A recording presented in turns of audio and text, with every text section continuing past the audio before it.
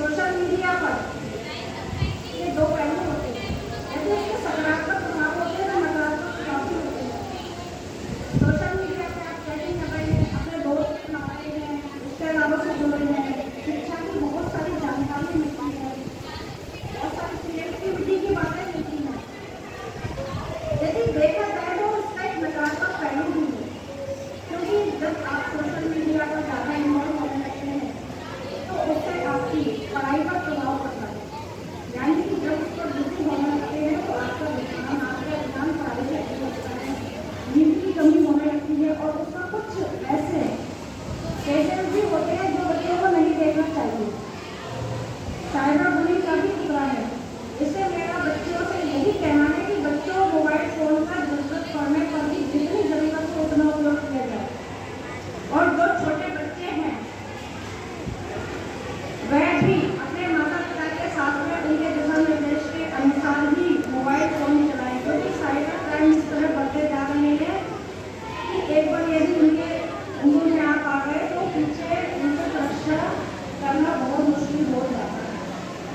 और इस उम्र में आपको फोन से, सोशल मीडिया से जुड़ने की बजाय आपको अपनी सुरक्षा पर ध्यान देना चाहिए, क्योंकि शिक्षा एक ऐसा माध्यम है जो आपको आपके गुणों को विकसित करेगा। शिक्षा की रोशनी आपको उस पायदान पर ले जाएगी जहाँ भी आप स्वयं पर आगे चलकर खुद पर गर्व करेंगे, आपके पेरेंट्स भी आप पर गर्व करेंगे, और आपको एक समय बाद लगने लगेगा कि ये जो ऊपरी आवरण है या जो ऊपरी सौंदर्य है ये उसके सामने कुछ नहीं है।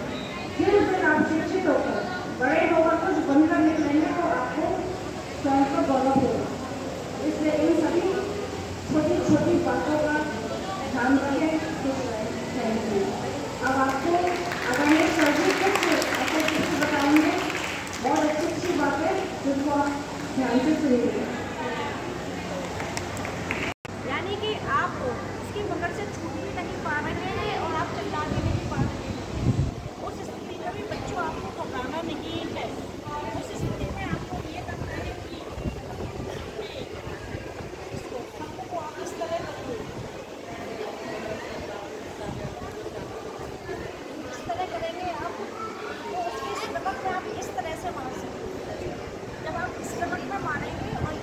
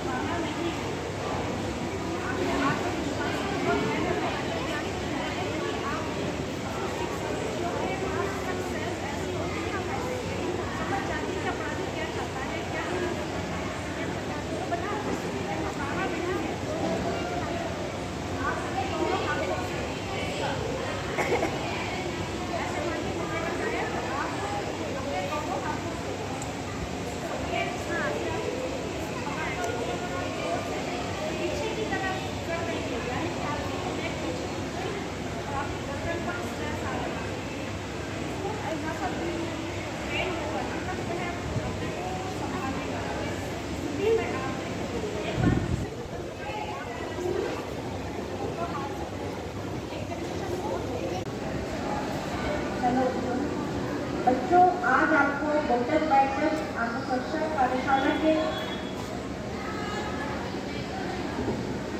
हेलो बच्चों, आज आपको गुड्डत बैठक आत्मसुरक्षा कार्यशाला के माध्यम से सिखाया जा रहा है कि आप अपनी स्व सुरक्षा कैसे करें।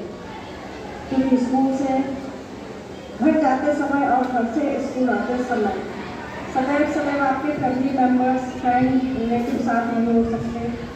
साथ हो सकते हैं तो आप स्वयं, इसलिए आपको स्व सुरक्षा करना आना चाहिए।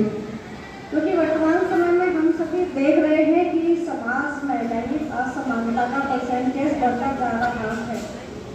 विकलांग व्यक्तियों की संख्या दिन ब दिन बढ़ती जा रही है, जो कि बच्चियों पर अच्छी दृष्टि नहीं रखते हैं। आप छोटी बच्चियां क्या प्रतिभाशाली महिलाएं भी इससे बच नहीं पा रही हैं।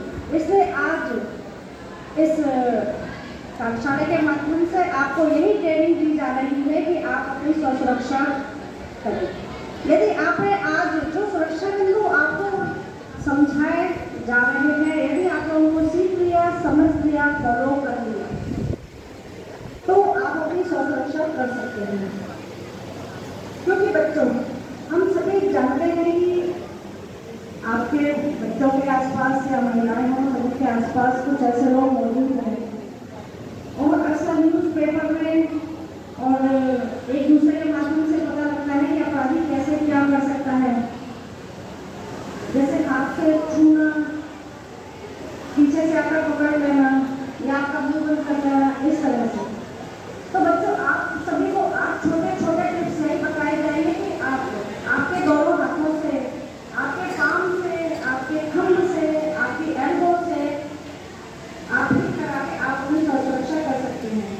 क्योंकि बच्चों, सेल्फ डिफेंस एक स्किल है, एक ऐसी टेक्निक है जो कि आपको सीखना चाहिए।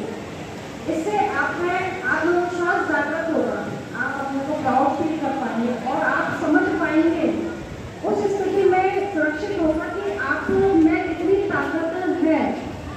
और जब सारी बच्चियां यह सीख लेंगी, उस दिन सभी के पेरेंट्स शंकित नहीं होंगे। क्योंकि जब बच्चियां घर से बाहर निकलती हैं तो पेरेंट्स को यह रहता है कि बच्चा सुरक्षित घर से जा रही है तो सुरक्षित ही घर लौट कर आएगा। तो कभी आप स्कूल में हैं, आगे की पढ़ाई के लिए आप कॉलेज में जाएंगे, अदर सिटी में भी जा सकते हैं वर्किंग के लिए,